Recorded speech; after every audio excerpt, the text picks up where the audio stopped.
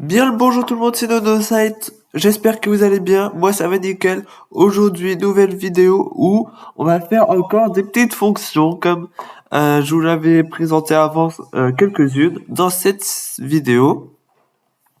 J'espère que ça va vous plaire et bonne vidéo à tous.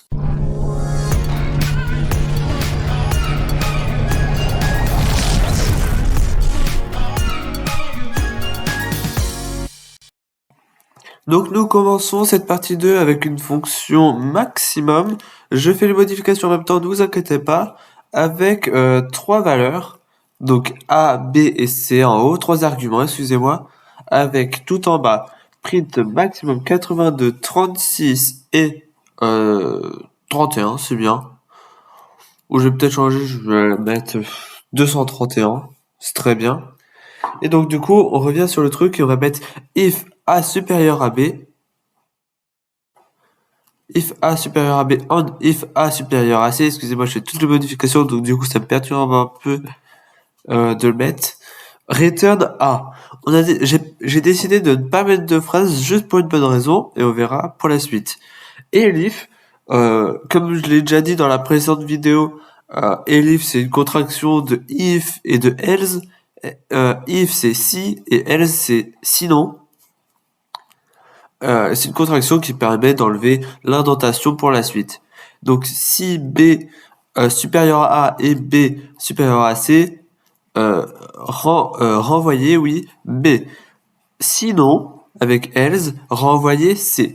On va pas faire le calcul de de C supérieur à A et C supérieur à B, puisque du coup, on a déjà fait, c'est une déduction que le programme, qu'on fait pour justement que ça marche. On va directement tester ce programme. Et donc du coup, il renvoie bien le maximum qui est 231. On va donc passer au programme suivant.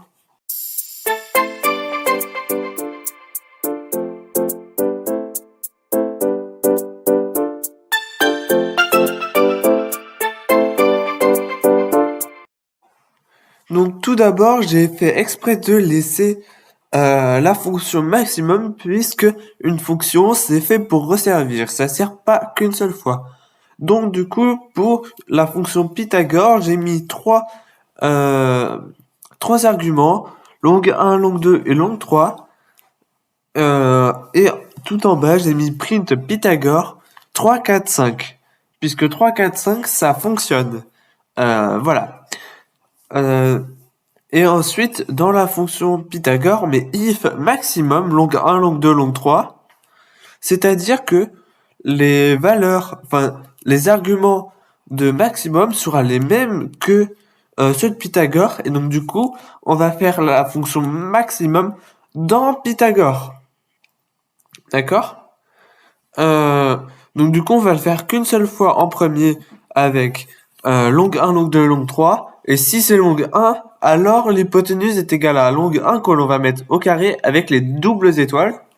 À se dire fois 2, et donc du coup les doubles étoiles ça fait au carré, vu qu'il y a un petit 2 après, c'est la puissance qu'il y aura après. Et donc du coup dans autre, excusez-moi, j'ai mis long 2 puissance 2 et long 3 puissance 2. Et ensuite return si l'hypoténuse est égale à l'autre. J'ai mis 2 égales pour vérifier cette condition. Et ça va afficher true, sinon ça va afficher false. Mais comme on l'a vu précédemment que si true, si il n'y a pas besoin de mettre de si, if et de else, puisque ça vérifie dans le return directement la condition. Donc du coup après on met elif, donc c'est encore la contraction de if et de else. On recommence la fonction maximum si c'est pas la longueur 1 qui est l'hypoténuse. Donc si l'hypoténuse, si la longueur 2 est la maximum, alors ça va faire le deuxième. Donc du coup ça va faire l'hypoténuse est égale à longueur 2, que l'on va mettre au carré. Les autres on va les ajouter, ça va être la variable qu'on va ajouter long 1 au carré plus long 3 au carré, avec les deux étoiles comme toujours. Ou sinon j'aurais pu faire long 1 fois long 1 avec la petite étoile. Mais je trouvais que fois 2, c'est plus simple et c'est plus efficace, je trouve. Et après, on remet un elif, maximum, du coup, ben là, c'est la longue 3, la longueur 3, excusez-moi. Et du coup, ça va faire la même chose. Donc là, on vérifie avec 3, 4, 5. Et donc, du coup, ça met true. Puisque 5 au carré est égal à 25.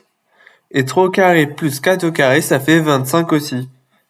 Voilà, on a fait Pythagore en programme Python, en faisant une fonction. Il est très probable que je recommence à faire d'autres fonctions que je mettrai dans une playlist fonctions. Puisque des fonctions, c'est très simple, mais dans des fonctions, on va pouvoir rajouter des choses plus complexes que je ferai dans des vidéos ultérieurement. Je ferai ultérieurement des vidéos là-dessus. Excusez-moi. Mais voilà, comme je vous l'ai précisé, on peut faire des fonctions dans des fonctions que l'on pourra remettre dans d'autres fonctions, même si pour l'instant, je n'en vois pas l'utilité de vous présenter ceci. Voilà, on a fait Pythagore, qui est la fonction la plus complexe pour l'instant, même s'il en existe plein d'autres. Voilà. Bon, c'est la fin de cette vidéo, j'espère qu'elle vous a plu. Moi, j'ai adoré faire cette vidéo, faire toutes ces fonctions, vous les présenter. J'en ferai d'autres, évidemment, et je vous dis salut, salut!